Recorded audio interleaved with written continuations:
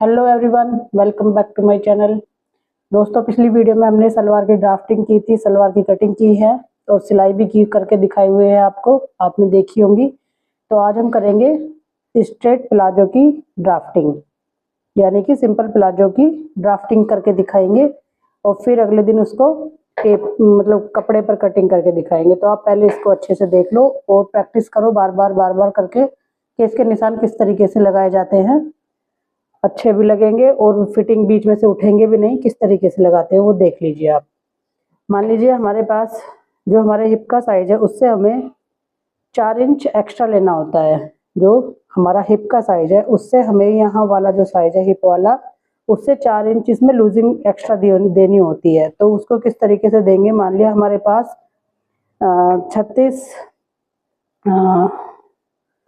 28 inch की जो कमर है हमारी, ठीक है। 28 में हमें 4 इंच और प्लस करना है। तो 4 इंच प्लस करने के लिए हमें 9 इंच, हमें इसमें 9 इंच, यानी कि ये तो अभी हमारे पास सिंपल है, यानी कि ऐसा फैब्रिक है, वो है कागज। हमें जो कपड़ा लेना उसको इस तरीके से रखेंगे, जैसे ये है हमारे पास, तो उसको इस तरीके से स्ट्रेट रखेंगे ऐसे करके, तभी हम इसकी सिंपल प्लाजो की कटिंग करेंगे। तो अभी आपको ये रखना, क्योंकि हमारे पास ये छोटा है इसलिए इसको इस तरीके से आपको समझना पड़ेगा। तो हमें इसे रखना है 9 इंच। 9 इंच हमें यहाँ से रखना है। ये देखिए, हम यहाँ पर निशान लगा लेंगे 9 इंच का। और इसमें फोल्ड करने के लिए, जो फोल्ड करने नेफा फोल्ड लास्टिक डालेंगे ना, तो उसे भी हम 2 इंच इसमें ही ऐड रखेंगे, ठीक है।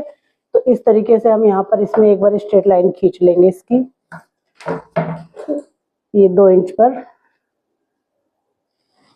ऐसे स्ट्रेट लाइन खींच लेंगे बिल्कुल। और अब इसके आसन का निशान लगाएंगे। आसन का निशान हम किस तरीके से लगाएंगे,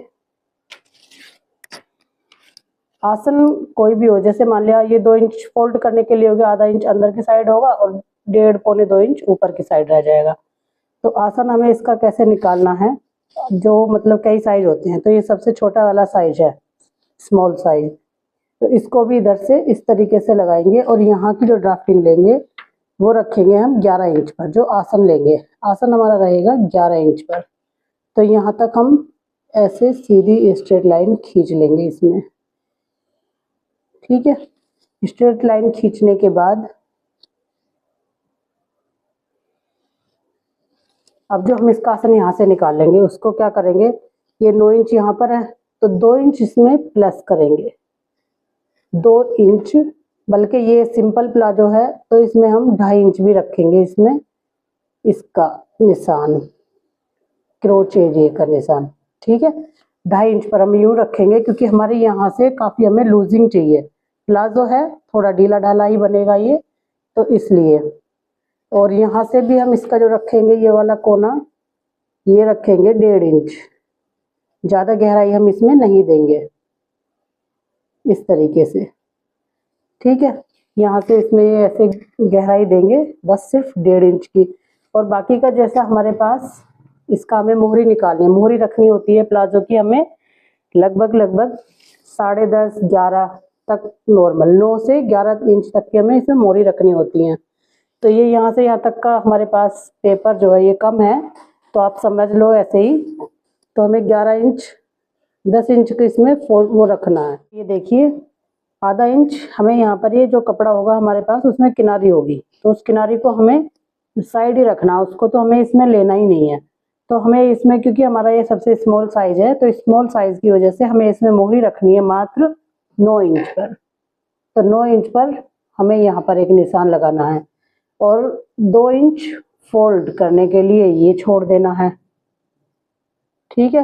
ये हमारा 2 इंच हो जाएगा।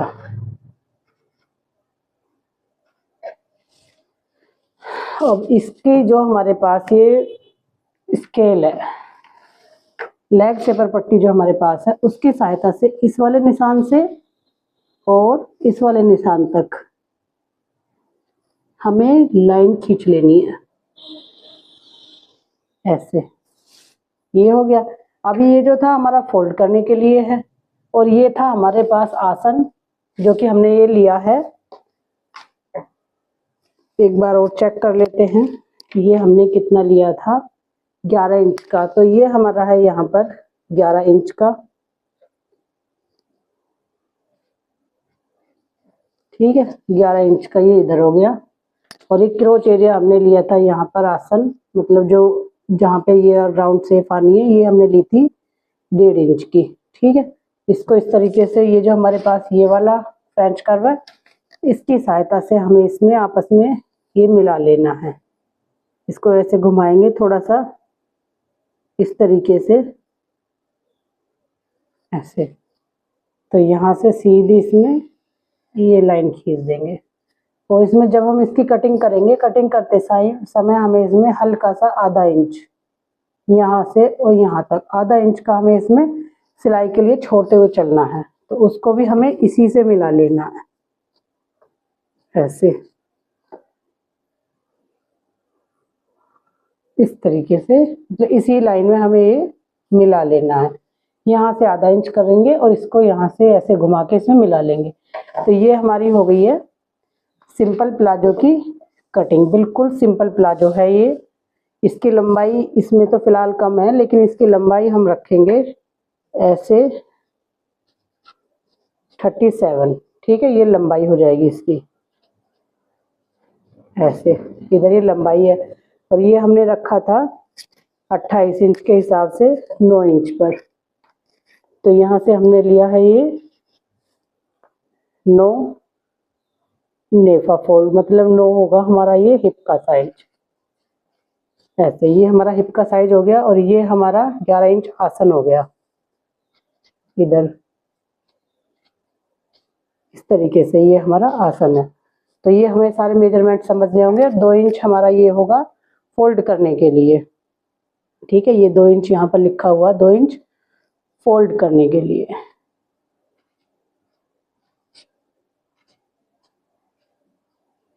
मोड़ने के लिए।